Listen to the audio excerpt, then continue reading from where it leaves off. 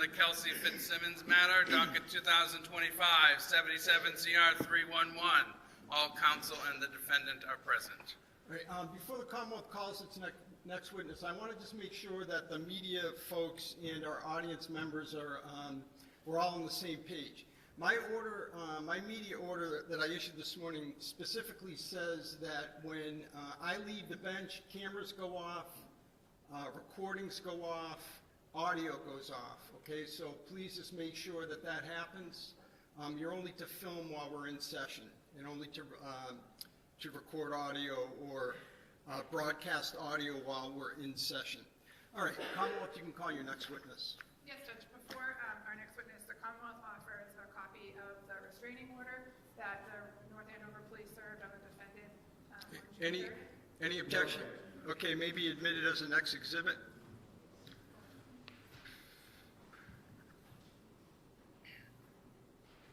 Exhibit 74, so marked.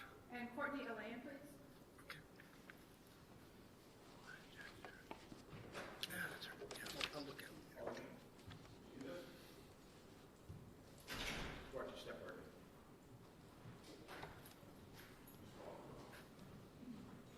Good afternoon. Could you raise your right hand? You solemnly swear that the testimony you're about to give in this cause now at hearing shall be the truth, the whole truth, and nothing but the truth to help you God. Yes, sir. Thank you. You may have a seat. Thank you. All set. Thank you. Thank you. Good afternoon. Good afternoon. In a nice loud voice, if you could please state your name and spell your first and last name for the record. Courtney Alayan, CourtneyAlayLaian. And did you pronounce your last name Elaine? Yes. Okay. How old are you? I'm 28 years old. In what city do you live? I live in Stowe, Massachusetts. Where did you grow up? Stowe, Massachusetts. And did you go to school in Stowe? Yes, I went to all of my childhood schooling in Stowe. Well, I went to high school in Bolton, Massachusetts at a regional high school. What do you do for work? I work in software sales. And do you have siblings? I do. I'm the youngest of 4. And if you could please state your siblings' names and their ages from oldest to you. Sure. Brendan Alayan is 34, Justin Alayan is 32, Ashley Alayan is 30. And you are? I am 28. Thank you. I'd like to focus on your brother, Justin. Yes. What's your relationship like with him? Justin has been one of my best friends for as long as I can remember. He's been an incredible older brother. He's been very, I would say the first word that comes to mind is kind. Justin is probably the kindest person I know. He is loyal to the people he loves. Next question, please. Sure. Are you aware that he was engaged to be married at some point? Yes. And around when did he become engaged, if you know? Sometime after August of 2024. Okay. And do you know who he was engaged to? Kelsey Fitzsimmons. And have you had the opportunity to spend time with Justin and Kelsey Fitzsimmons? Yes, I have. And do you see her in the courtroom here today? I do. If you can please point her out and describe an article of clothing she's wearing. She is right here in front of me. She's wearing a pink, some sort of blazer. Your Honor, may the record reflect the witness that identified the defendant? It may. Do you know when the wedding was supposed to be? The wedding was supposed to be in October of this past year. October 2025? Yes. And was it ultimately canceled? Yes, it was. I'd like to direct your attention to the weekend of June 28th and June 29th, 2025. Objection. Okay, grounds? Relevance, 403. Okay, so let's take it a question at a time, okay? All right, next question.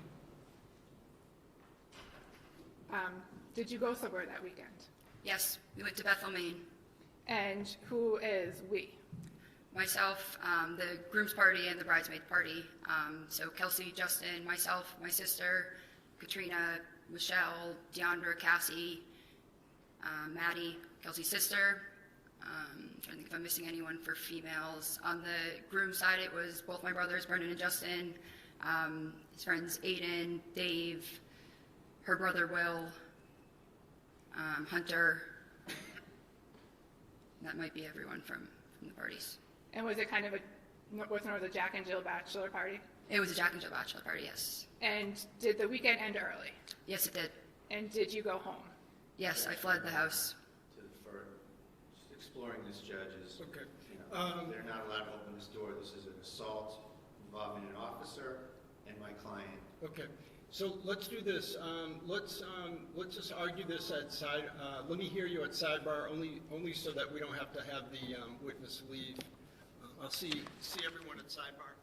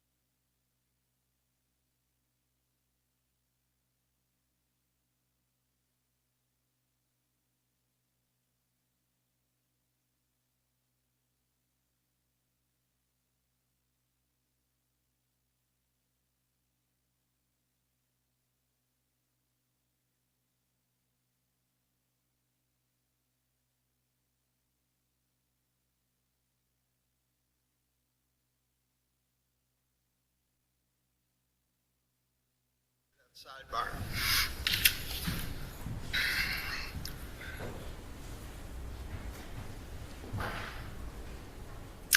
May I, Your Honor? Yes, please. Is it true that you drove home to Stowe on Sunday of that weekend? Yes, if that is the, sorry, I'm trying to think of the days, yes. I stayed at a hotel the night before. And then ultimately on Sunday, you went to your house in Stowe? Correct. And did you have without telling me what the conversation was about, did you have a conversation with Justin on that Sunday? Yes, And then did you again have a conversation with Justin the next day, which was Monday, June 30th? yes, And as a result of that conversation, did you go somewhere? absolutely. Where did you go? We drove to his friend Hunter's house. And who is Hunter? Hunter is Justin's friend who he knew through the fire academy. And where does Hunter live? Hunter is in, I believe it is still in North Andover where he lives. And is that where you drove on June 30th? Correct. And who did you drive with? I drove my car alone. I met Justin there after he called me. And did you, was anybody else at Hunter's house that day? Yes, it was Hunter, myself, and two of her friends, two of Kelsey's friends, Michelle and Katrina, who were very concerned. Okay. Without talking about what was said, did you and Justin at some point go somewhere alone? Yes, Where did you go? we went to, I'm not sure which courthouse it was. We went to a courthouse And what was the purpose of you and him going to the courthouse? to file, so he could file for an emergency restraining order in custody And get custody of of Caden. And who's Caden? Caden is Justin's son. And how old was he at the time? He was right around 4 months, I believe, at the time. Did you have any familiarity with restraining orders? No. What did you do when you got to court? When we got to court, Justin went to the desk and told them the situation, said he believed his son was, Sustained. Next question. Did you help Justin fill out a form? per the clerk's advice, yes. Justin was shaking. And where did you go from there? From there, we drove to the North Andover Police Department. And what did you do at the police department? We both walked in, and I spoke with a couple of her lieutenants daily. I'm not sure who it exactly was I was speaking to, and I told them that I thought she would. Jane, And without telling me what you said, did you give the police something? I didn't hear the Did question. you give the police a copy of the restraining order? It was faxed to them, yes. And did the police, Objection, non-responsive. Overruled. and did you stay at the police station for a period of time? Yes. And what happened next? We were at the police station praying, and we got a call from one of the lieutenants saying that Kitten was safe and to come to the house and get him. And what house were you going to? 125 Phillips Brooks Road. Had you been to that house before? I have. Okay. How did you get there? We had driven separately, so we both drove our cars to the house. So you drove your car and Justin drove his car? Correct. And did you, approximately how long were you waiting at the police station before you got that call? It was much quicker than we thought, probably 20 minutes maybe. I could be a little off, but 20 minutes. And about how long did it take you to get from the police station to 125 Phillips Brooks Road? Not long, but less than 10 minutes. And what happened once you got there? We got there. We were welcomed in the door by an officer. He said Kelsey's upstairs getting some clothes for Caden. Your Honor, motion to strike. Okay, without telling me what the officer said. All right, hold on. There's an objection. Overruled. Next question. You said you were let inside by a police officer. Is that correct? Yes. And then what happened when you went inside? Lauren, Kelsey's mom, was holding Caden. She was angry. She said to Justin, Kelsey is fine. Objection. Justin's, Sustained. Hearsay, Judge. All right, ma'am, you don't, no one expects you to know these legal rules, but unless you're specifically asked, you can't repeat what people told you, okay? Okay. All right, thanks very much. of course, Your Honor. So you go inside, you and Justin go inside, Yes. and then you saw, who did you see? Lauren Page was holding Caden, And who's Lauren Page? Kelsey's mother. Okay, and you and her had a conversation. Justin and Her did. Okay. And then what happened? And she was holding the baby? Yep. And then what happened next? She handed Caden to Justin. Justin then handed Caden to me. And I said, why don't I take a step outside? I wanted to avoid a confrontation, so he took the carrier, the baby car seat. We walked outside And so you took Caden in your arms in my arms. and you walked outside. Yes. And did Justin walk out with you? Yes. And did Justin take anything with him? He took the carrier, the car seat. Okay.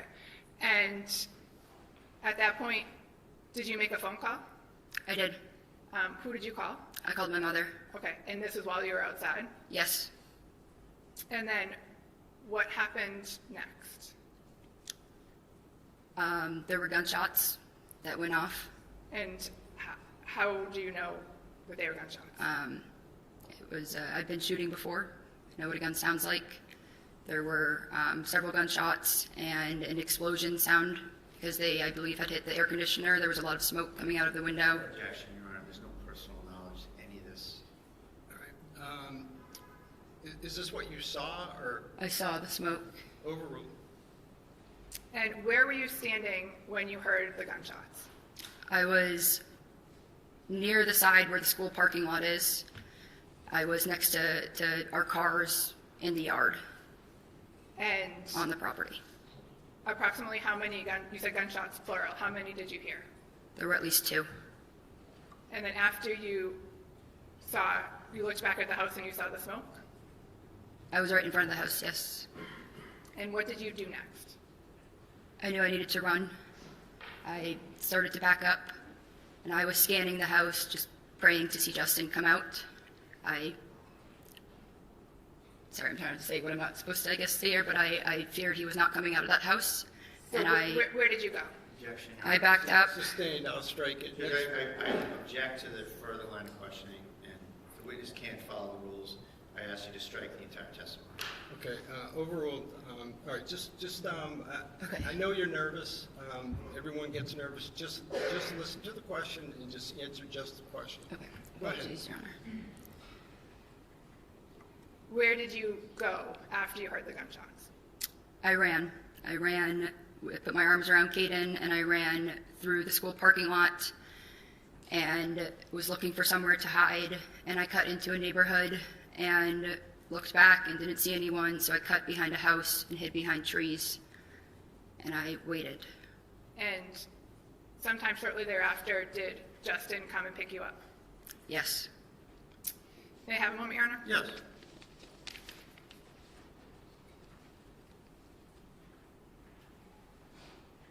No further questions. Cross? A couple of questions, Your Honor, if I may.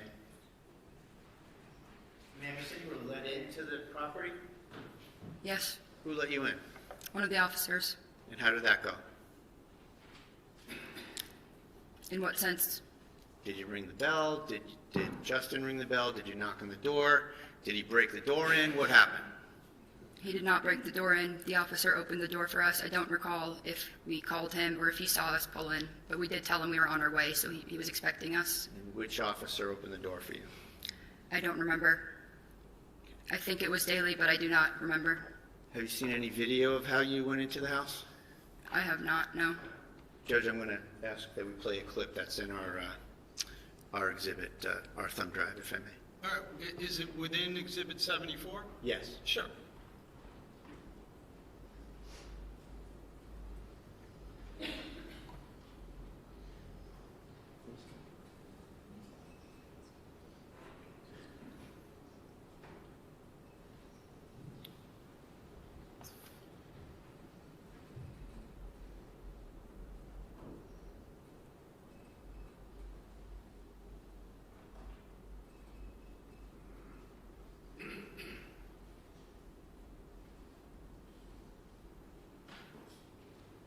We're getting there, Judge. Don't worry about it. Take your time.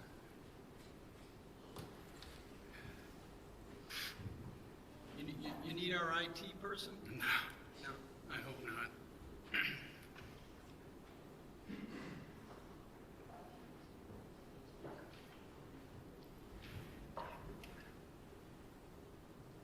This is it.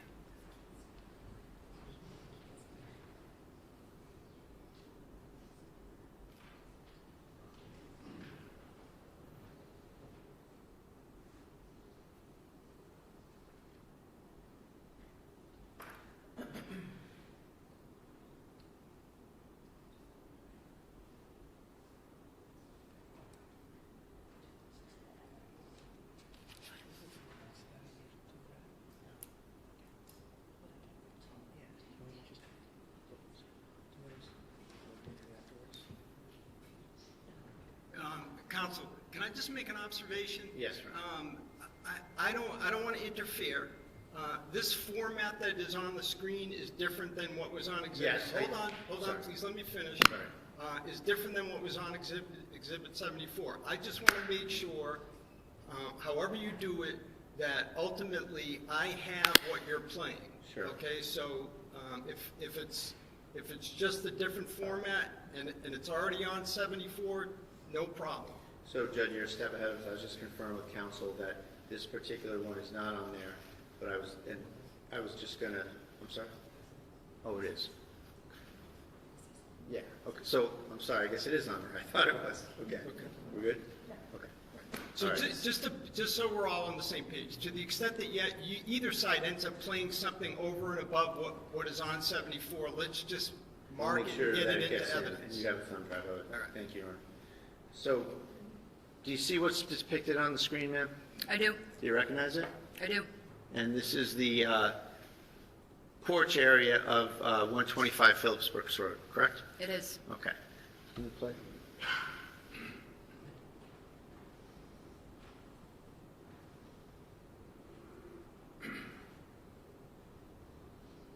So where's the officer that let you in? He was right behind that door. I do not recall the exact scenario. He was right at that door. So you walked in without anyone letting you in her house, didn't you? I don't know that I could say that because the officer was right behind Did you see it. anybody on there letting you in? I can't see the other side of the door. So you're already in the house by that time. You walked in the house all by yourself, didn't you? With your brother? So when I've gone to their house before, I typically go in that doorway and then knock at that door there. You walked right in, didn't you? I don't know. There was an officer Well, you right saw behind What it. did you see on the video? I walked in. I'm not sure if an officer was right behind it opening that too, because I Nothing. know he was at the door. But I'll offer that, it's not in, but I believe it's in the thumb drive. I'm sorry, I'm confused. Say that again? I believe that clip is in the thumb drive, but Is if we it- find out it's not, I would offer it to Okay. It is, Your Honor. Okay, all right, thank you. Is there any redirect? No, thank you. Okay, all right, thank you very much. You may step down.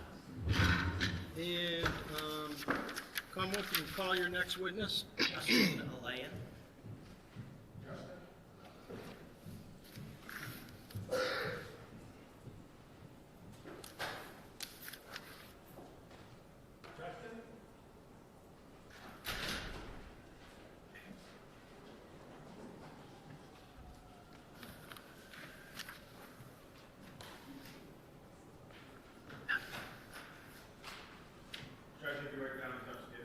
Okay.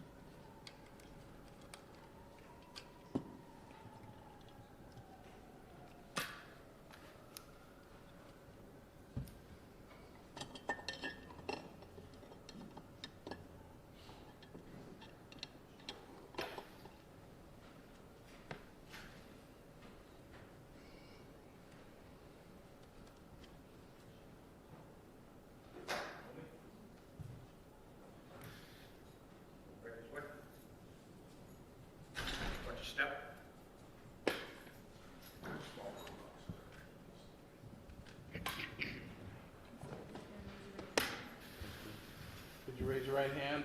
Do you solemnly swear that the testimony you're about to give in this cause now and hearing shall be the truth, the whole truth, and nothing but the truth to help you God? I do. Thank you. Get up and you can have a seat. Pull yourself right up to that mic.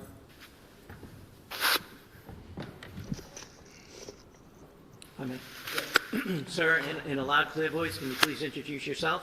Spell your first name and your last name. My name is Justin Alayan, Justin, last name Aylaian. And how old are you, sir? I'm 32, And what town do you live in? Stowe, Massachusetts. Did you grow up there? I did, yes. Okay. And what schools did you go to there? I went to Neshoba Regional for high school. That's a tri-town, so it's still Bolton and Lancaster. That's where I attended for grades 9 through 12. What did you do after high school? After high school, I immediately went to the University of New Hampshire, where I obtained a bachelor's in business management. After you graduated from UNH, what did you do? After UNH, I did a cross-country road trip where I traveled Southwest U.S., and I got a job as a wilderness instructor at a therapy camp in southern Utah. And what do you mean by a therapy camp? I worked as a lead counselor for some youth between the ages of roughly 15 to 18, and there were some early adults as well that were above 18. And they came to this camp for a variety of different problems, whether it was drug issues, whether it was anger issues, whether they had problems at home. They would come to this camp and we would help build confidence. We would give them coping mechanisms. We would do that in a wilderness setting. We would teach them primitive living skills. And we would assist them in their transition, going back to their families or whatever they had after. At some point, did you make your way back east? I did, yes. I was out there for roughly 8 months, and I shortly came back after. Okay. What did you do when you came back? When I came back, shortly thereafter, in the fall of 2017, I enlisted in the United States Army. Okay. Did you go to boot camp? I did, yes. I attended boot camp in Fort Benning, Georgia. I enlisted as an infantry. So I attended boot camp in Fort Benning, Georgia. Immediately after boot camp and advanced infantry training, I went to airborne school, which was also at Fort Benning. Right after I graduated from airborne school, I was moved to Fort Bragg, North Carolina, and that's where I spent the rest of my tenure in the Army. Okay. How long was that? Altogether, I attempted to try to become a Green Beret, where I went to try to go for Special Forces.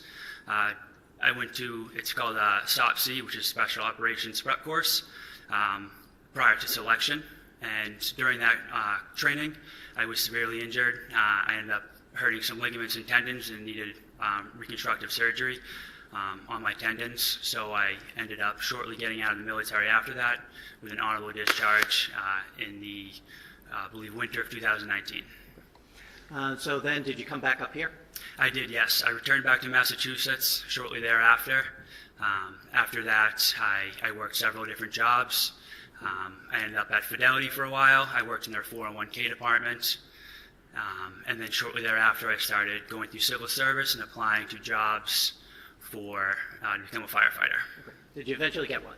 I did, yes. I got on at North Andover Fire Department in August of 2021. It was at that point I also went back to for my fire science degree at Anna Maria College, which was obtained roughly a year and a half ago. I got my bachelor's degree in fire science. So what is your role in the North Andover Fire Department? I'm a firefighter EMT with the North Andover Fire Department. My job is to protect life and property. When you say an EMT, do you work as a firefighter full-time or an EMT, or how does it work there? With the rotation that we have, the newest 24 members on the fire department, they're in charge of running the ambulance. So on my shift, what we do is we work 2 weeks on the ambulance, and then that third week rotating off, we either go on the engine or the ladder truck. Do you know a person by the name of Kelsey Fitzsimmons? I do, yes. How and when did you first meet her? It was September of 2023. She had reached out to me on Facebook. She had seen a picture of me posted on the North Andover Fire Department page. She was recently going to be getting hired as a North Andover police officer, and she reached out to me on Facebook. Fair to say you developed a relationship with her? We did very quickly, yes. Okay. At some point, did it become more than casual? Yep, it became more than casual very quickly. Both of us developed feelings very quickly, and that developed into a relationship very quickly as well. And it was about roughly 6 months after that we had initially met that that Kelsey and I had moved in together. And where did you move in? She had owned a home at 125 Phillips Brooks in North Andover. My lease had ended that May of 2024, and at that point we decided that we were going to live together, and I wasn't going to renew my current lease that I had. And I'm sorry, remind me, were you on the fire department? You were on the fire department. I was, yes. Were you living in North Andover at the time? I was living in North Andover, yes. At some point, you guys were living together. You had a baby? That is correct. Okay. And when was a boy or girl? Boy. Okay. How old now? He is 13 months old. Okay. And what's his date of birth? 2/16/2025. So he was born while you were living together at 125 Phillips Brook? Yes. At some point, and I'm going to turn your attention to the weekend of July 28th, 29th, going into Monday the 30th, okay? Okay. Did your relationship become strained in any way? Just yes or no? Yes. Okay. And as a result of that, did you decide to do something on June 30th, that Monday? Yes, I ended up obtaining a restraining order. Okay. Now I'm going to just step back for a second, and we're going to talk about that day in particular, okay? Okay. At some point, were you communicating with the defendant at all? Yes. How so? It started in the morning. It was both text and phone calls that we were going back and forth with each other.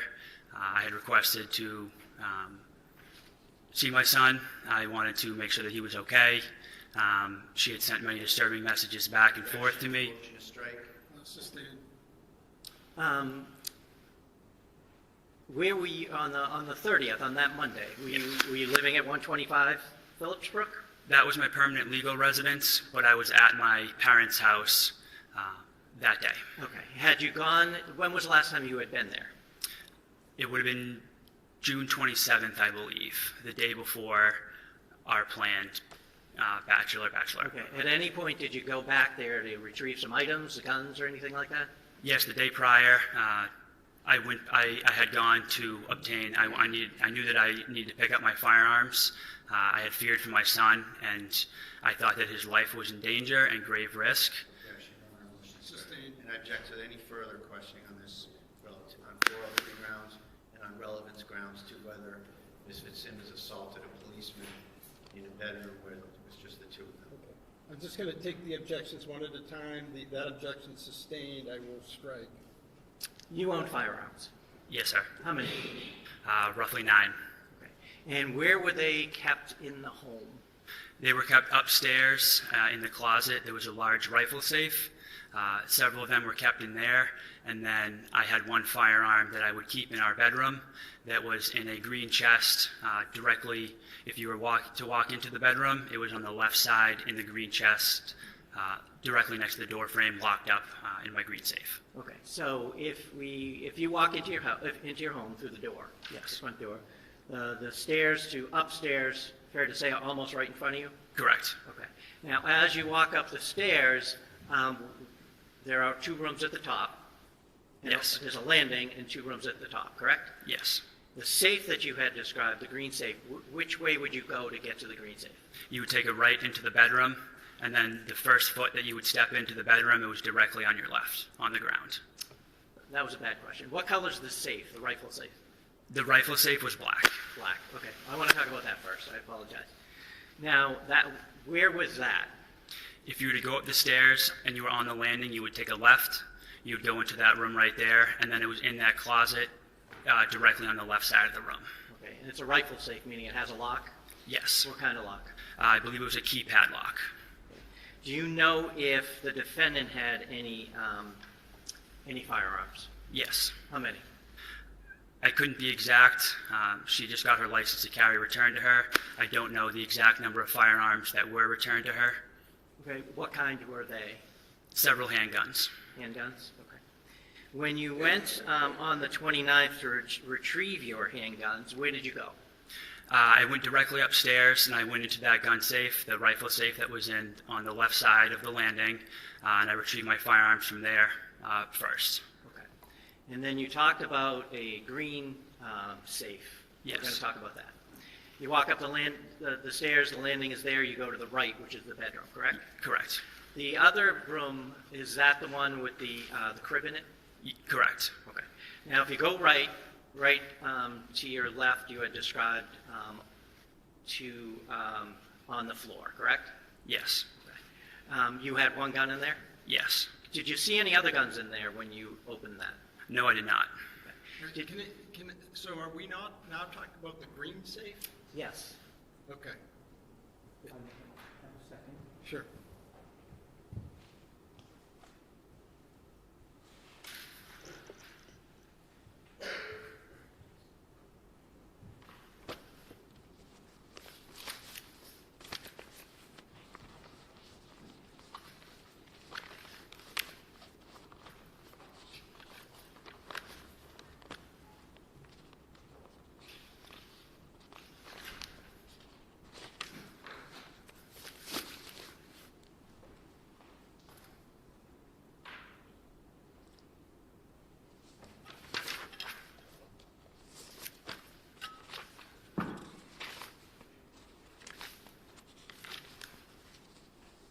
I'm going to show you what's been previously marked as exhibit number 40 first, okay?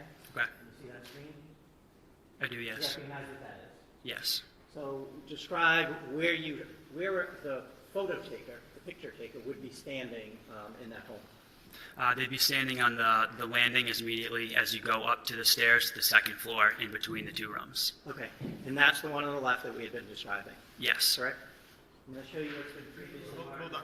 The one on the left, meaning the room on the left? Yes. Okay.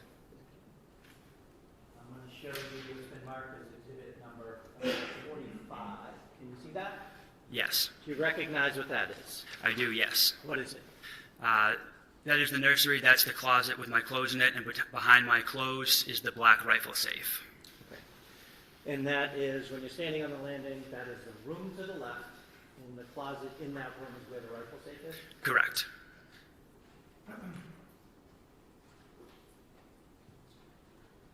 And I'm sorry if I asked this already. Did you see any of the defendant's guns in that rifle safe? Yes. How many? Do you remember? I don't remember exactly. I believe there was two, but I don't remember the exact amount. Now, bear with me. I'm going to take it step by step. I'm going to show you exhibit number 49. Do you recognize what that is? Yes, that is taken from the landing going up to the second floor on the right side that's facing our bedroom with my green safe on the floor. Okay, so the picture taker is on the landing, correct? Correct. The stairs are pretty much behind them. Directly behind. And I'm going to show you what's been marked as exhibit number 51. Do you recognize that room, first of all? Yes, I recognize the room. And that's the same room we were just talking about? Yes. The green safe is the box in the left corner of the picture? Yes, and on the ground, that the large chest, the box, yes. Okay, so this is the safe you were talking about? Yes, sir. Okay. Do you know what that box is? I do not know. Have you seen that box before? I may have, but I don't remember seeing it. When you went on the 29th and retrieved your gun out of that safe, and you didn't see any of the defendant's guns in that safe, correct? I don't believe so, sir. Do you remember that box being on top? That box was not there, sir. Now I'm going to turn your attention, now that we're on the 29th, I'm going to turn your attention to the 30th. You had stated that you had been calling and texting the defendant throughout that day, correct? Yes. Were there any plans attempted to be made by anyone? She had made several attempts to try to get me to meet her at the Common via text message. She had reached out and said, "Can we meet the Common at 2 p.m.?" My initial response back to that was, "For what?" She then again tried to get me to reason with me to meet me at the Common again. And at that point I said I had no gas, there was no way for me to get there. And she tried to meet up at several points, and I told her that I was not comfortable. I did not feel comfortable being alone with you.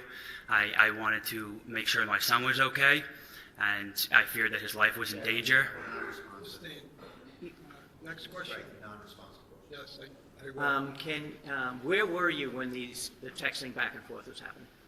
I believe I was at my parents' house in Stowe. Okay. At some point, did you make your way to North Andover? I did, yes. Why? I felt that my son's life was in grave danger and that imminent harm may come to him in the hands of Kelsey. Okay. So as a result of that, Hold on, there's an objection. Overruled just as the state of mind, not the truth. so where did you go? I went to my friend Hunter Hassam's house. He was renting an apartment in North Andover at the time.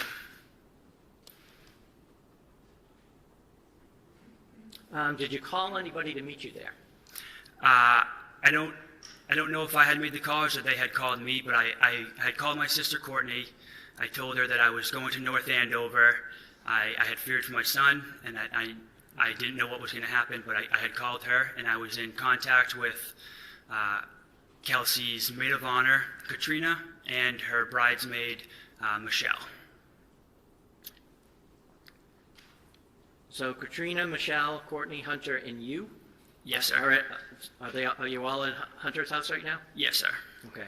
Without saying what was said between was there anybody else there? Because I have 5. I believe Hunter's girlfriend at the time, she was there as well. I believe she was present. Okay. Now, were you communicating when you were there with the defendant at all? Yes. Can you tell us about that? There were text messages that were being exchanged just over Caden, our son, and just general messages back and forth. Okay. Did you ever agree to go meet her at the park? No, sir. Okay. At some point, did you learn through the text messages anyway that she knew you were at Hunter's? Yes, sir. Can you tell us about that, please? All of us were at Hunter's. We were all discussing the events that had occurred and what we could do to ensure Caden's safety, which is our son, but also Kelsey and everyone else around. At one point, Kelsey had messaged my phone. Objection, Your Honor, non-responsive. I'm sorry. To the extent, Judge, that the questions are open-ended, producing narrative answer, I object. And, there's been all sorts of objections sustained about his answer. So I would ask the court to maybe direct the Commonwealth to make more specific questions so that it doesn't produce an answer that's half okay and half non-responsive and objectionable. So the objection's overruled. If you could just try to just answer the question to the best of your ability, all right? Yes, Your Honor. All right, next question. Thank you. Did she, meaning the defendant, say something to you to indicate that she knew you were at Hunter's? Yes or no? Yes. Okay. What did she say? I don't remember the exact verbiage, but it was, what are you doing? Something along the lines of, what are you doing at Hunter's? What is happening? Why are you with my friends? Something along those lines. Okay. Now, without getting into the conversation that you had with your friends and with your sister, was a decision made for you to go somewhere to do something? Yes. Okay. And what was that? To go to Lawrence to obtain a restraining order attached with temporary custody of Caden. Okay. And did you do that? Yes. Where did you go? Do you remember? I don't remember the exact, it was family probate court, I believe it was, but I'm not 100% sure. And who did you go with? I went with my sister Courtney. Okay. Now, did you fill out paperwork while you were there? I did, yes. Did anyone assist you in filling that out? Yes. My sister helped me, and then there was also someone with the court system. I don't know who the name was, but they assisted as well. Fair to say you went in front of a judge, an order was issued, and then you left the building, correct? Yes. Okay. Where did you go when you left the building? I immediately went to the North Andover Police Department. Okay. When you got there, did you have a conversation, without saying what was said, with some of the police personnel there? Yes. Did you give them anything? I believe I handed them the restraining order, and they said that it was already faxed to them. Okay. At some point, did they leave? They did, yes. And what did you do? I waited at the police station while they went to the Kelsey Fitzsimmons home. Okay. And at some point, did you get a call? I did, yes. From who? I believe it was from Officer Daly. He had called to inform me to come to the residence and get custody of my son. So, did you go? I did, yes. Did you go with anybody else? My sister and I, we both went to the house. We took 2 separate cars. Did you get there at the same time? Yes. What happened when you got there? At that point, we both walked into the house. Officer Daly was downstairs. 2 officers were upstairs. And Kelsey's mother was holding the baby in the living room. At that point, I obtained Caden from her mother, and then we initially started to put him in a car seat, and then once he started crying, we figured it might be best, my sister and I, to get him ready for transport, to bring him back to Stowe outside. Okay, so who carried Caden out?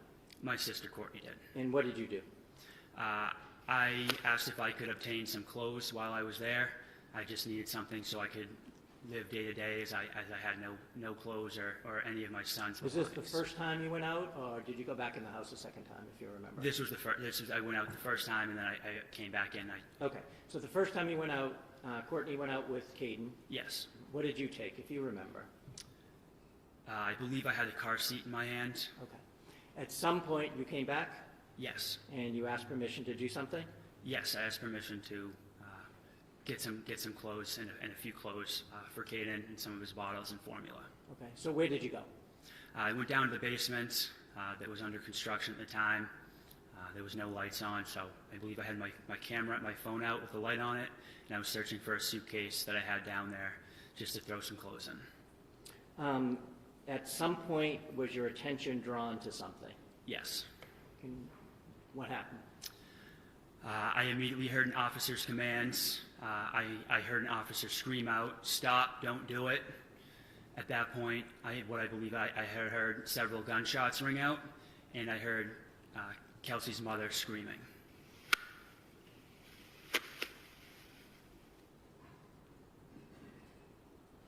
What did you do then? At that point, I immediately ran through the garage, which was connected just to the basement. There was no wall there. Again, we're putting up a wall, so I ran straight through there. I fumbled with the lock for a second to get it open, as there was no light down there. As I got it open, I threw the door open, and I ran around the side of the house, screaming for my sister to run. And so where did you go? Did you see your sister? I believe I saw her briefly. I did see her running down past the school that was adjacent to our property. With Caden? Correct, yes. And so what did you do? At that point, as I saw my sister run, I knew that we needed a vehicle for transportation to get out of there, to get out of the area as fast as possible. Fearing for my son's life, for my sister's life. Sustain, just what you did. I got into my vehicle. I believe I had made eye contact very briefly with Officer Houston, who was grabbing his medical bag out of his patrol vehicle. I got into my truck, and I immediately pulled a U-turn and drove where I saw my sister running from. Once I got to the other end of the school, I had stopped my vehicle, and at that point I didn't see which direction my sister had gone, so I had stood outside my car yelling her name repeatedly. I wasn't sure where she was or if she was okay. And then at some point, did she appear? she did appear. She came running out behind another house across the way, and she came running over towards me. And what happened when she got to you? She got in the vehicle, and then we quickly drove down the road to get away towards Mass Ave in North Andover. And where did you eventually go? We eventually made our way back to Stowe, Massachusetts, my parents' residence. Thank you. Let me just have 1 second. Yes.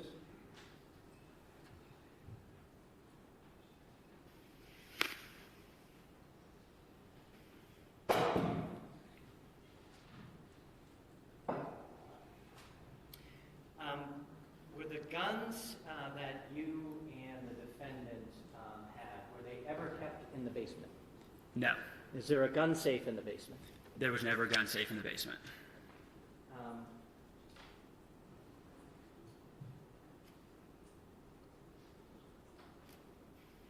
Did you have a way of remotely accessing the surveillance cameras? I could look at them. Did you before you went over? Remotely accessing them, I was able to view them, yes. Okay, when you did you see the defendant's car in the driveway? No. Okay, is that where she usually parked? Yes, always. Okay, and when I asked you that question, what time frame were we talking about? During the day, what time? Yeah, It must have been roughly 5 o'clock, 5 p.m.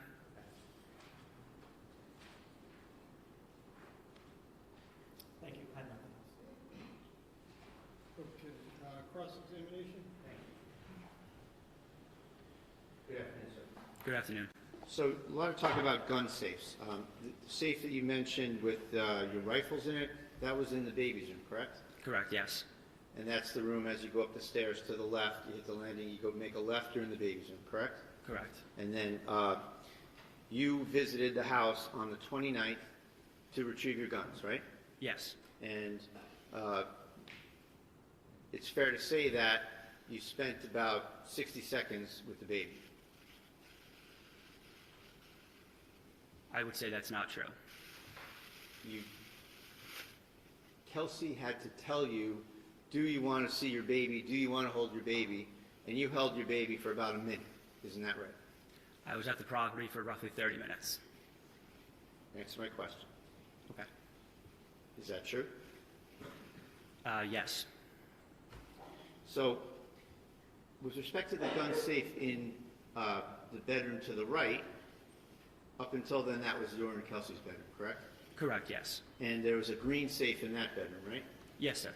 And on the 29th, you went to that bedroom and you retrieved some of your firearms from that green safe, correct? Yes, sir. In fact, that was your grandfather's safe, wasn't it? Yes, sir. And you wanted to take that with you, didn't you?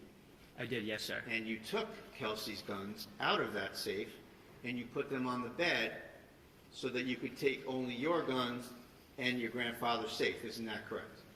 I did not take the gun safe, sir. Isn't that what your intention was until Kelsey asked you not to? I did leave the gun safe, yes, sir. You left it because Kelsey asked you to leave it because she needed a place to safely keep her guns, right? I don't know if that was her intention, sir. So let's just go back a minute. You said that you went into that safe, you didn't see any other guns, you took your guns, and you left. Isn't it true that you took Kelsey's guns, which you did see in the safe, you put them on the bed, and you tried to take the safe? I do not remember if I took any of her guns out of the safe, sir. I don't remember seeing any of her firearms in that green safe. I only remember seeing them in the black safe. So, I mean, you were very interested in getting your stuff out of that house on a couple occasions. This was your chance to get your grandfather's gun safe out of there, and it's your testimony that you just decided to leave it? The only priority was removing my firearms. That was secondary because it was holding my safe, and it meant a safe transport way to move that firearm out of the house in a secure manner. And when you left Kelsey with her firearms, and you took yours and you went back to Stowe with your father, correct? Yes, sir, I took my firearms. Now, you said you were, just want to get it right. You said that you work at the North Andover Fire Department, is that right? Yes, sir. Do you work there presently? Yes, sir. Are you on the schedule? No, sir. Why not?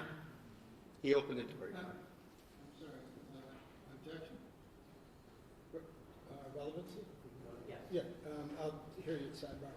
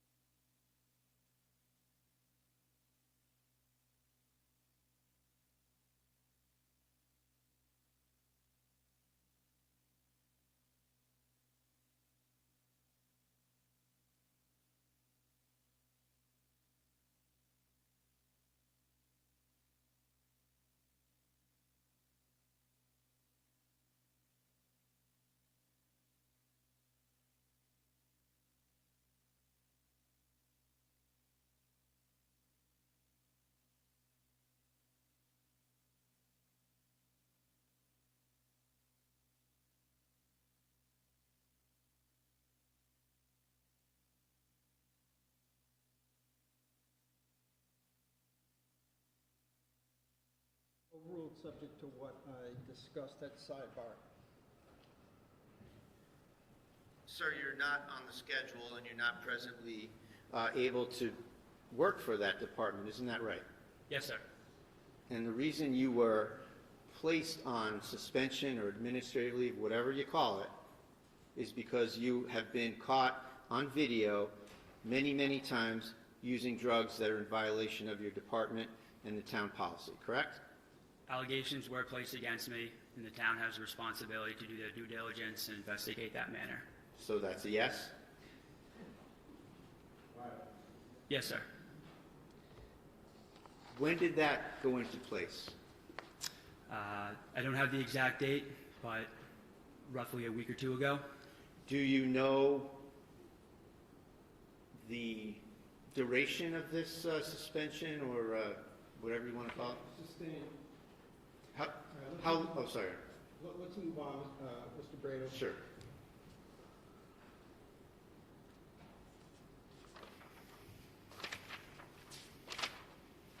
Nothing further, thank you. Read you out? No, thank you. Okay. All right, thank you very much, sir. Thank may you, Your Honor. step down. And Commonwealth can call its next witness. Patrick Noonan?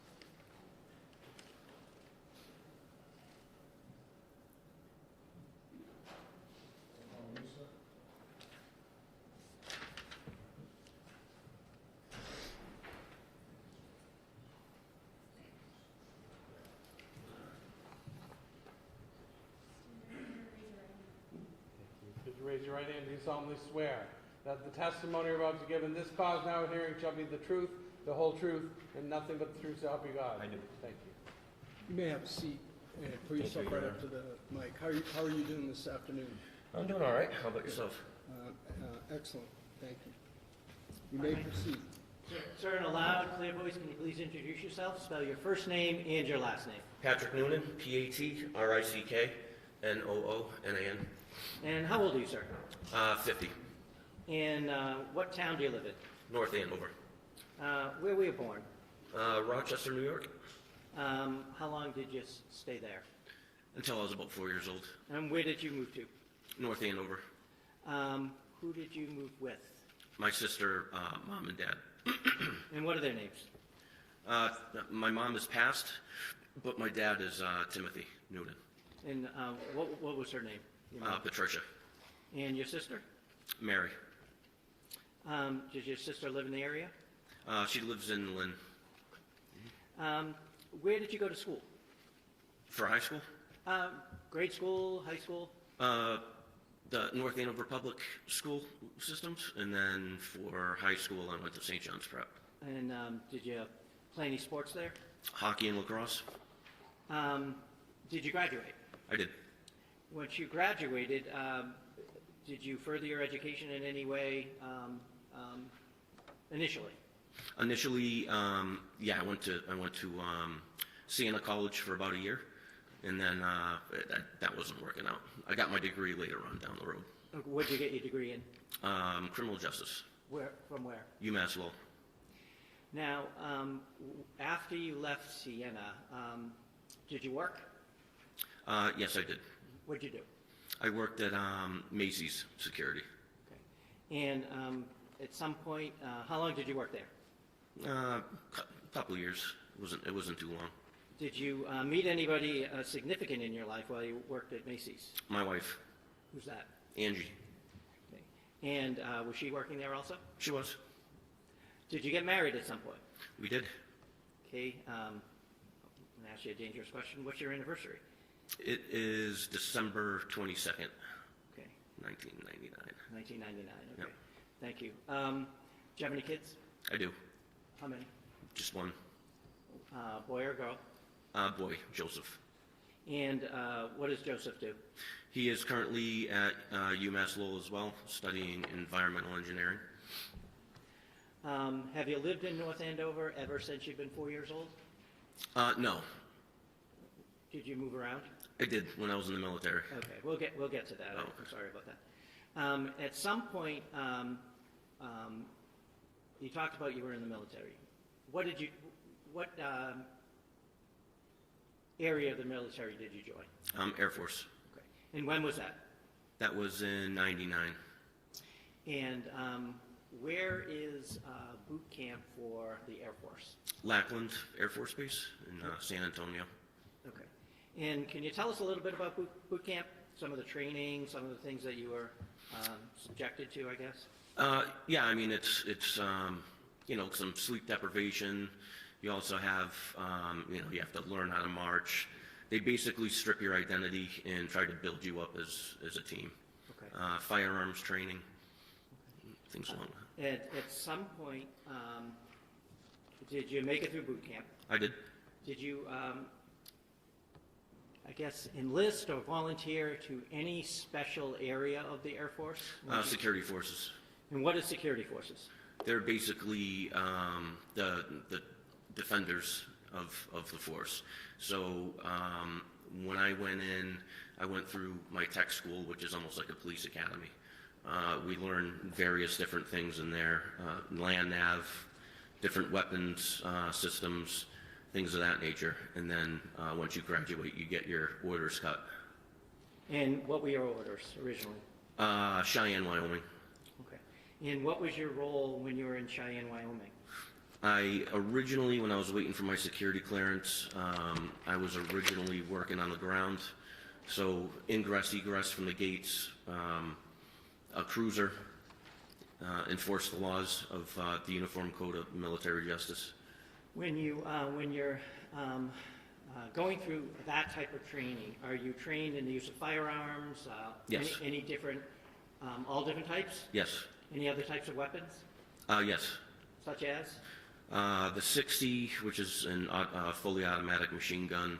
The SAW, which is pretty much the same, only it's a little lighter. The 203, which is an M16 with a grenade launcher attached to it. M16 and also your sidearm. Eventually, did you get your security clearance? I did. Okay, and was your assignment different when you got that? Yes, they moved me over to like a camper team. So whenever a facility goes down, you go with a 4-man team to protect the site. Okay. What kind of sites are we talking about? Missile sites. Okay. Nuclear missile sites? Yes. And are they in one state, more than one state? Tri-state. And what tri-state area was that? That would be Wyoming, Nebraska, and Wyoming, Nebraska, Colorado. And was that your range, or? Yes. And at some point, well, can you tell us a little bit about the training you got? Was there any specific training for that job? It was basically like on-job training. Okay. We're already trained up, so you get your orders, you get your assignment, and you link up with your 4-man team. Okay. At some point, did you move on from what you had described as a camper team? Yes. To where? Fire team. And what is a fire team? Fire team consists of 4 people. Each person carries a different weapon, from the machine guns to the 203, so on and so forth. Our primary responsibilities were if any alarms were tripped on any of the missile sites, we respond. Okay. And so you're heavily armed. Mm-hmm. Is, when you say you respond, is that on the ground? Yes, it's on a Humvee, yep. Okay. Did you, at some point, move from a camper team to something else? Yeah, to the fire team, and then from the fire team, I went to the 37th Helicopter Unit. Okay, so the helicopter unit. The 37th what? Helicopter Unit. So how was your role different in the helicopter unit than it was on the camper team or the fire team? We're still a four-man fire team, but our primary mission there was to have overwatch whenever we're transporting nukes to or from base. And we basically radio down to the U.S. Marshal if we see a potential threat up ahead. When did you leave the service? 2003. And when you left the service, did you go to work anywhere else? Seabrook Nuclear Power Plant In what capacity? as an armed guard. And any specific training of that, or did you rely on your military training for that? There was also additional training for that. I think it was like 22 weeks or 12 weeks. And what kind of trainings were that? Just basic knowledge about nuclear energy, where to go in the plant, where not to go, different hazards to look out for, firearms training, and general knowledge of the whole plant itself. At some point, did you decide to move on from Seabrook? I did. And what was your plan at that point? The North Andover Police Department, I got on as a full-time reserve Okay. And how long were you a full-time reserve? for 1 year. And then did you become a full-time police officer? I did. Went to the academy in 2006.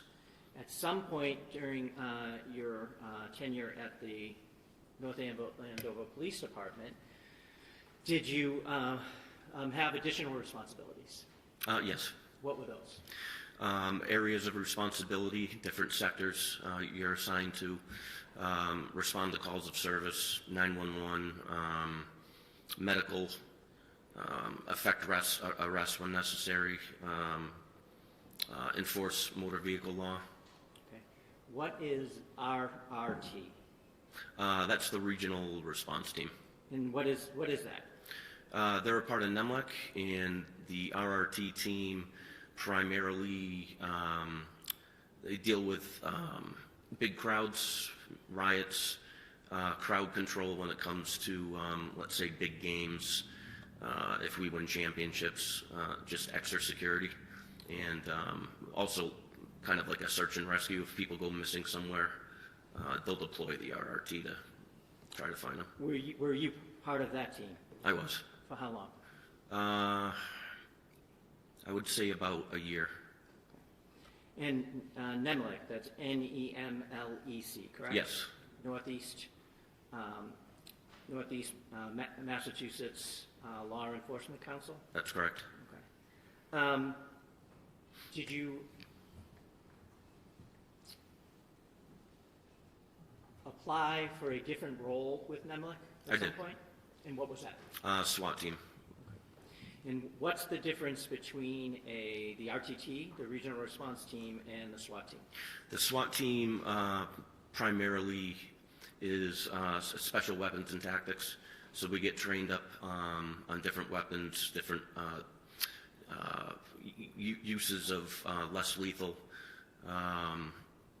We execute warrants, knock and no knock, for drugs and guns. If there is a hostage situation, I mean the whole gamut. Anything dangerous is what SWAT usually goes in for. And so was this a team you had to apply for? Tryout. Tryout? Mhm. Okay. And what did that consist of? 8 days. It was like a 3-mile boot run in the morning, and then you had to do push-ups in a certain amount of time, sit-ups, squat thrusts, squat benders. Then you had to run 1.5 miles after that and make a specific time. After that, it was I think it was a 3-mile obstacle course you had to complete in a certain amount of time. And then after that, it was all firearms. Okay. What's stress shooting? When you shoot under stress, so typically how we induce stress when we want to stress shoot is we'll do sprints, we'll do. Brown? No, here is an expert in stress shooting. I'm sorry? He's giving expert testimony Well, he was asked how he practiced stress shooting. That's the way I understood it. So the assumption sort of rolled in there, Judge, is that he knows about stress shooting, he knows what he's doing with respect to stress shooting. Well, he does, because he's been trained in it, and he's telling me that about the training, so. Well, I don't object to his training, we're hearing a lot of it, but I do object to any sort of imprimatur as if he's an expert in giving his opinions about the area. Okay, so I'm going to take, as I said, I'll take it as it comes. I haven't heard any opinion testimony. If there's an opinion, please by all means object, but overruled. Thank you. You can continue. So to induce stress, when we go up to the range, we'll do a series of sprints, burpees, push-ups, sit-ups, and then we go right online. That's for the intent of raising your heartbeat to a very high level and being able to shoot on target. And when you say online, what do you mean? Right in front of your targets. Okay. That's what I mean. What's SWAT school?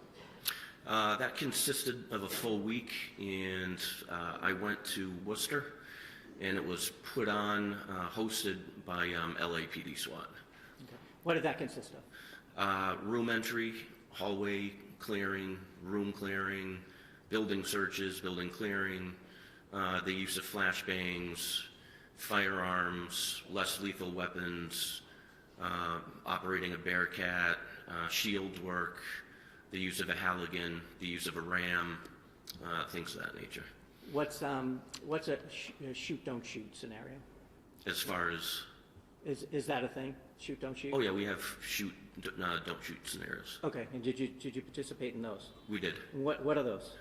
They would put up targets when we were clearing a house, and some of them, the pictures were depicted of either someone having a gun to someone's head as like a hostage, or someone would just be holding up a purse. So that was shoot, no shoot. Okay. How often, when you were with SWAT, were you required to train with them? 2 times a month, and then a 40-hour block in the year. Every year? During the year, yep. Okay. And so how long were you with the SWAT? You were with it twice, correct? Yeah, I was on 2 different teams. Okay. The first time, how long were you with SWAT? From 07 to, I believe, 13, shortly after the marathon bombings. Okay. Did you, at some point, did you switch departments? I did. And you were in North Andover at the beginning, and where did you go? I went to Lawrence. Why? I wanted a little faster pace. Okay. Did you get it? I definitely did. Okay. Now, while you were with Lawrence, did you continue with your SWAT? Yes, I tried out for the Lawrence SWAT team. Okay. Can you tell us your trajectory while you were in Lawrence? Were you always on patrol? No. Okay. Can you tell us about that, please? Became a field training officer, and then I wound up in detectives for several years, and then I went back to patrol to field train the new guys. SWAT, and that's pretty much it. Now, you said you tried out for the Lawrence SWAT team, correct? Yes. And how long did you do that? That was another 8-hour day. Okay. I'm sorry, no, was that, I don't mean, that was a bad question. Oh, How long did you make it, right? You made it. Yes. And how long did you participate in the Lawrence SWAT team? I believe 2019 to by the time I departed and went back to North Andover. Okay. And so, 2024, Your Honor. You're welcome. why did you come back to North Andover? I just wanted to bring my training and experience back to where it all started. I have 10 years left, so yeah, that's about it. And I'm getting older, so a slower pace is kind of needed. Okay. So I'm going to turn your attention back to June 30th of 2025. Were you patrol on that day? Yes. Okay. What was your shift, if you remember? I did a swap, so I was working for another officer. So that shift was 4 to 12. At some point, did you get a call from someone in particular? Yes, Officer Houston. And at some point, did you learn why he called you? Yes. And why was that? Apparently, the defendant's ex-fiancee took a restraining order out. You had to serve it? Yes, we had to serve it. Did you know that person? Did you know a person by the name of Justin Elaine? Didn't know him, but I met him on one occasion. Did you know the defendant, Kelsey Fitzsimmons? Knew her, but not well. She was on maternity most of the time that when I first transferred over. So. All right. So you got a call from Houston. I did. Where did you go?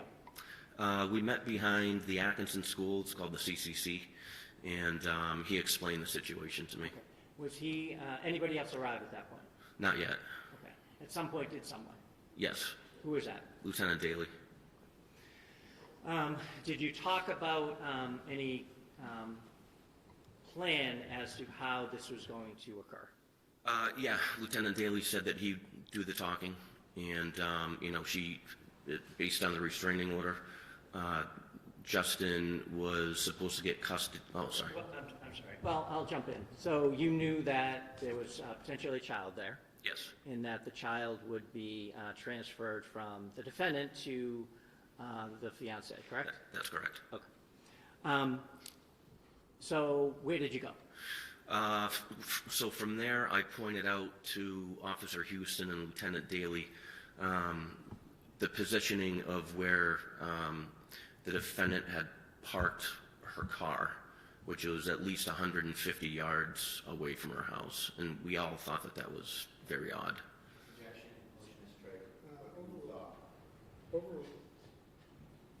So where did you go? We pulled up right before the house.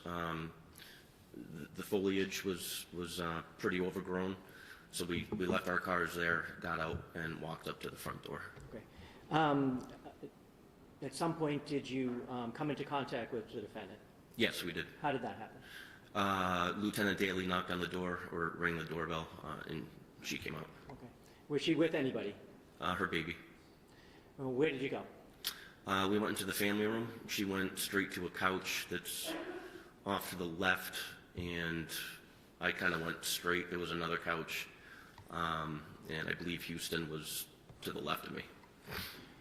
Did you see and hear Lieutenant Daly interacting with the defendant? Yes. Can you tell us what you saw? He explained the situation, that Justin had taken the restraining order out, that we were going to have to remove firearms from the house, and that the baby, their son, he was going to be in Justin's custody for, I think it was 14 days until the next court hearing.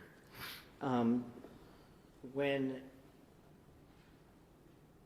Lieutenant Daly mentioned that the guns were going to be removed, did the defendant say anything about that? Yeah, she said that they were located downstairs in the basement.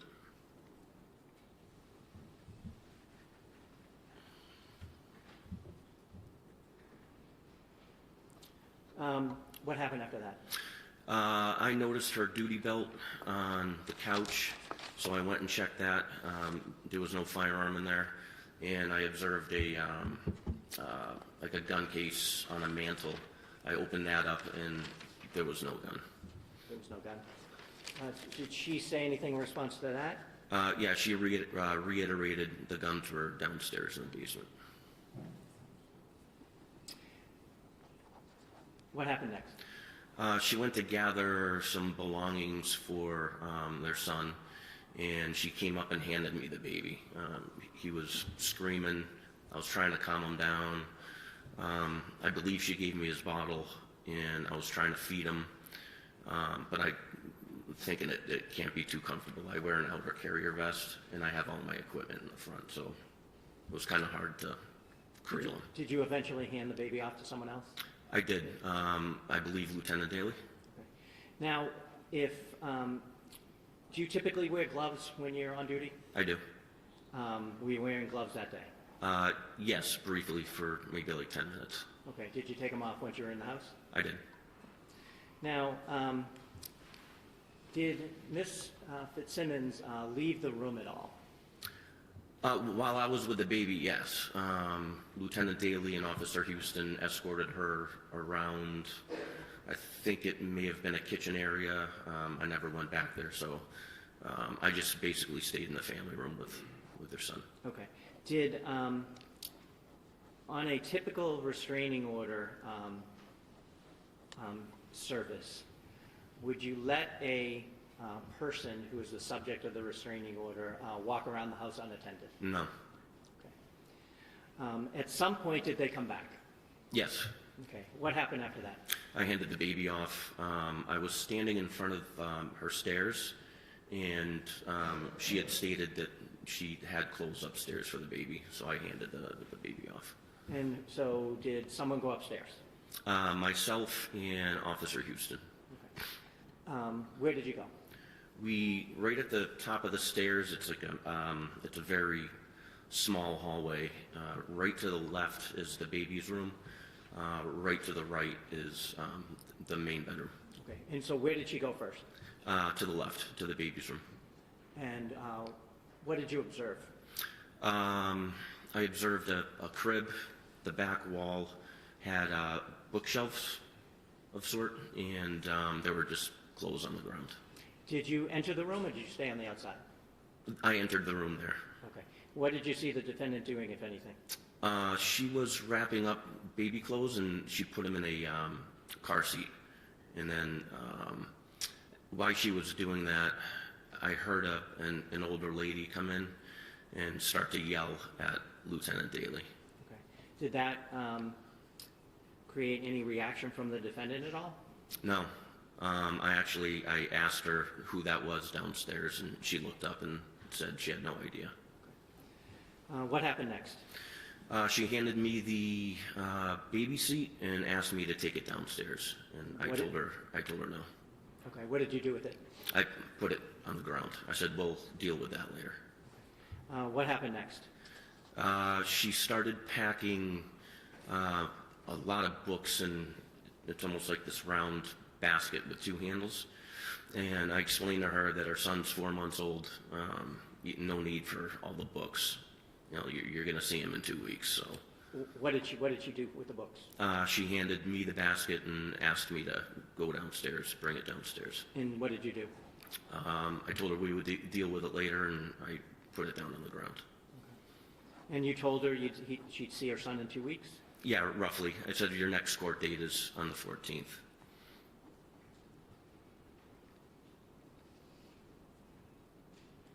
What happened after you put had that conversation with her and put the book carrier down? At that point, Officer Houston had gone downstairs because of the commotion. So she said that she had to get more clothes out of her room. So I followed her into the room, but I never went in the room. I stayed on the, I guess the top landing, right before the door frame. Okay. And did that seem to be a bedroom? Yes. Okay, so if you walk up the stairs, you had been in the room on the left, correct? Yes. Now she went across to the room on the right? Yes. Okay. You said you didn't go into the room yourself. No. Were you able to see her? Yeah, she was 3 feet in front of me. Okay, and what was she doing? She was wrapping up clothes, and she had paused, and she said something to the effect that these are dirty. And I said, listen, wherever the baby's going, I'm sure there's a washer and dryer.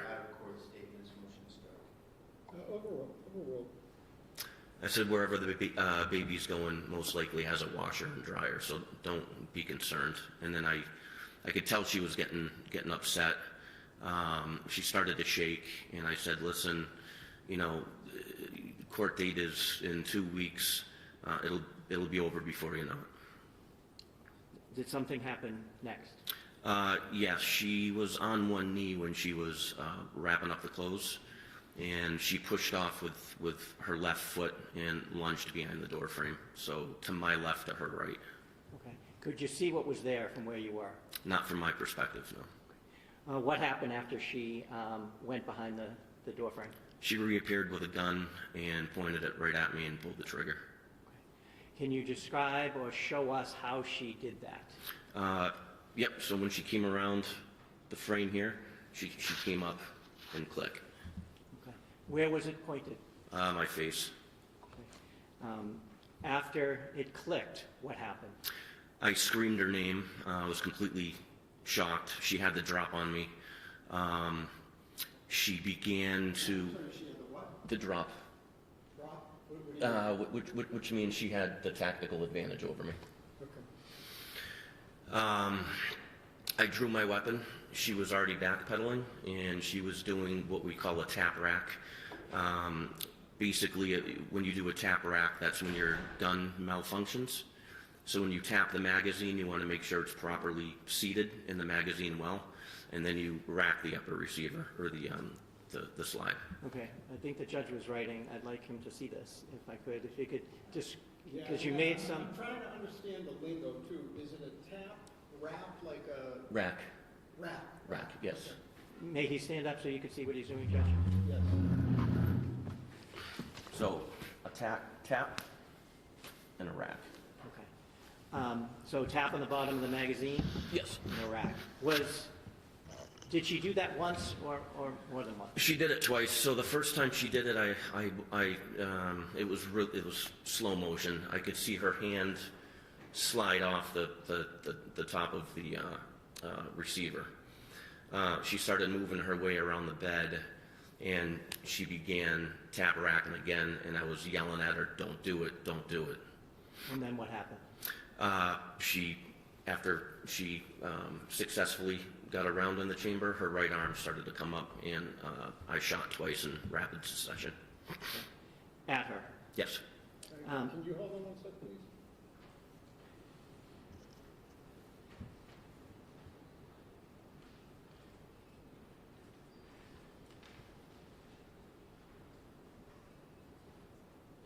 Yeah, I'll set, thank you.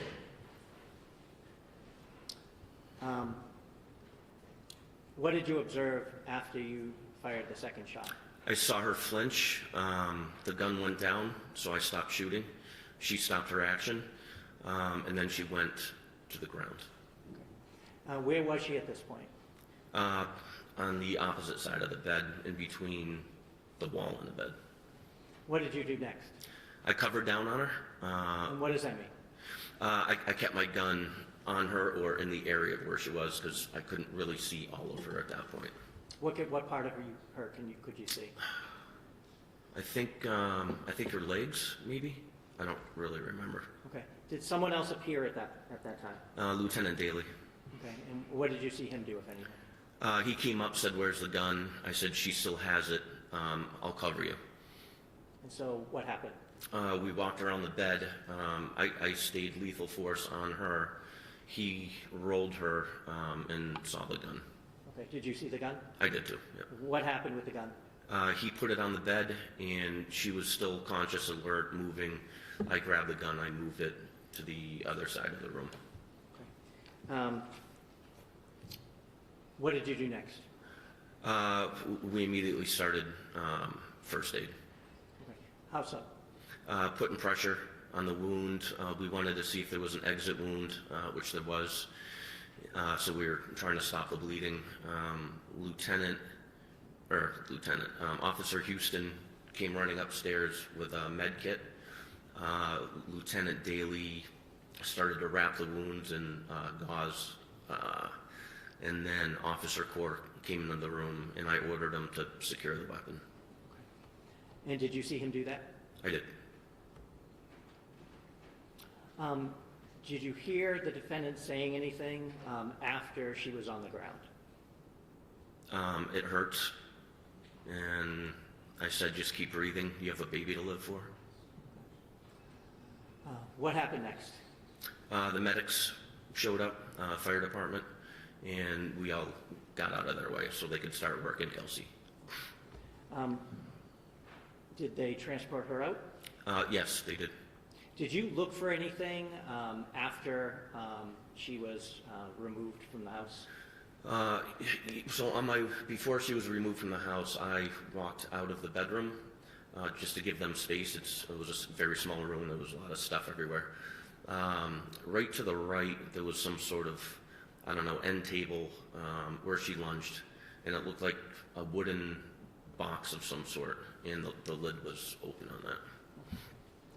Did you look for any damage out in the hallway at all, or the other room? When I got out into the hallway, the baby's room had a door with little glass panes, and we noticed, Officer Core noticed it first. He said, this is damage. Did she get a round off on you? And I said, geez, maybe she did. Okay, hold on. Sustained. Did you notice the broken glass? Yes, I did, but there was nothing on the floor, so. At some point, did you... Excuse me 1 second. Broken glass, where was it? So on the baby's room, there's a door. I believe it was on the baby's room, and it had little glass panes. Right. One of them was damaged, but there was no glass on the floor, Your Honor, so I chalked it up as old. Why did you shoot twice? She wouldn't stop. Do you know if you hit her with the first one or the second one? I didn't know. The second one, I could visibly see her flinch. The first one, no, she was still getting ready to raise her arm.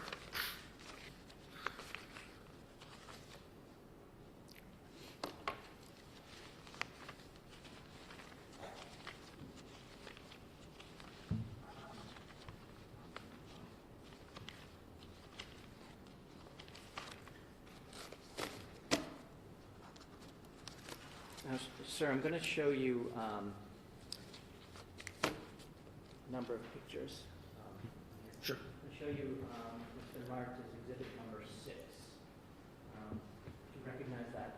I do. Okay, what is that? That's the front of the defendant's house and the door that we entered. Show you exhibit number 10. Do you recognize what that is? Is that the front door? Oh, yes, that's the front door. The stairs are right to the right, yeah. Sure.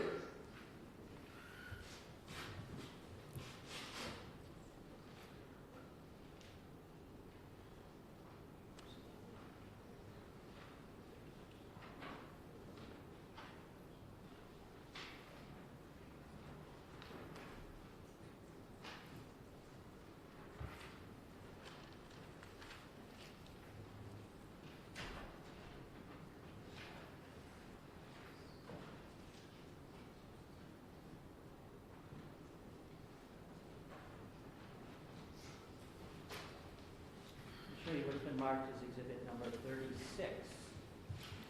Do you recognize what that is? The stairs leading up. The stairs leading upstairs. So right to the right would be the master, and if you took a quick little left, the baby's room. I'm going to show you what's been marked as exhibit number 39. Is that the baby's room that you were talking about? Yes.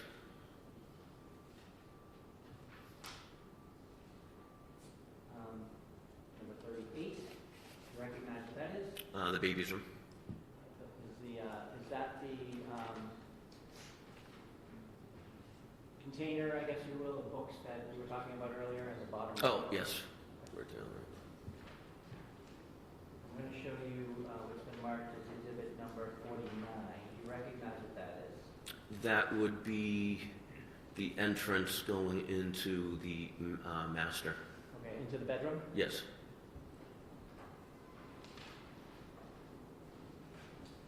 Let me show you what's been marked as exhibit number 51. Do you recognize what's in that photo? That would be the box that was open to the left of the door frame.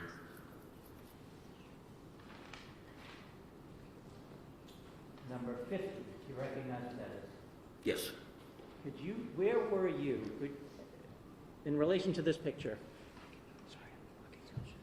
Where were you when you first observed Miss Fitzsimmons pull out the gun and aim it at your face? Right before the door frame. Okay, so you were backed up a little? Yep. Probably right, whoever took that picture, probably right there. And where were you in relation to the door frame when you shot your weapon? I used part of the door frame as some sort of cover, and I was leaning up against it with both my hands. So my gun and my wrists would have been in the room. Let me show you what has been marked as exhibit number. Mr. Cook, just give me one moment.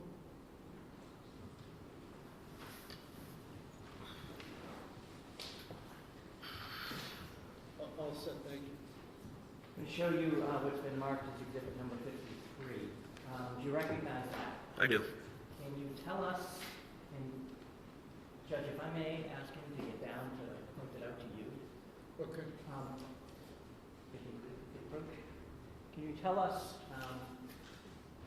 where Miss Fitzsimmons was, if you may, Point. to show the judge where Miss Fitzsimmons was when she first tap-racked it, if you can. Right about here. And then she started sidestepping, and I was telling her not to do it. And I shot approximately right here, and she finished.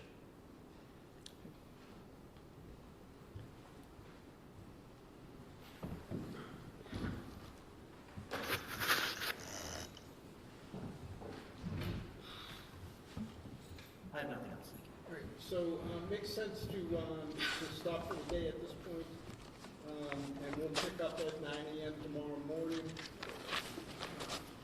And witnesses, the folks that are on the witness list should continue to follow my order and rule. And that is not to watch any of the other folks' testimony. And we will pick up tomorrow morning.